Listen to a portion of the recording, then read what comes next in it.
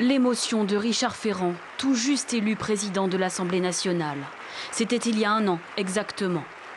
Allié de la première heure du président Emmanuel Macron et pilier du parti La République En Marche, il a été mis en examen mercredi soir.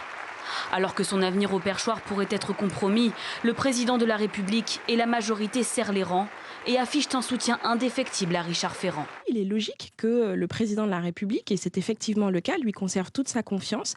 D'abord parce que c'est un homme loyal, droit, qui a eu un parcours, je crois, politique exemplaire. Richard Ferrand est mis en examen, donc jusqu'à preuve du contraire, il est présumé innocent. Le président de l'Assemblée nationale est soupçonné de prise illégale d'intérêt dans une opération immobilière datant de 2011.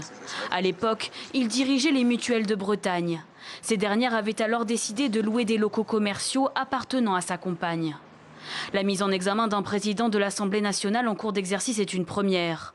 Mais dans un communiqué, Richard Ferrand a déclaré être déterminé à poursuivre sa mission à la tête de l'Assemblée. Une décision dénoncée par plusieurs figures de l'opposition. La mise en examen ne signe pas la culpabilité, mais la sérénité du débat public suppose que ceux qui exercent des fonctions institutionnelles nationales démissionnent en attendant la décision de justice. Cette mise en examen fait suite à une première enquête lancée en 2017 après des révélations du Canard enchaîné. Révélations qui avaient poussé Richard Ferrand à quitter le gouvernement. L'enquête avait alors été classée sans suite.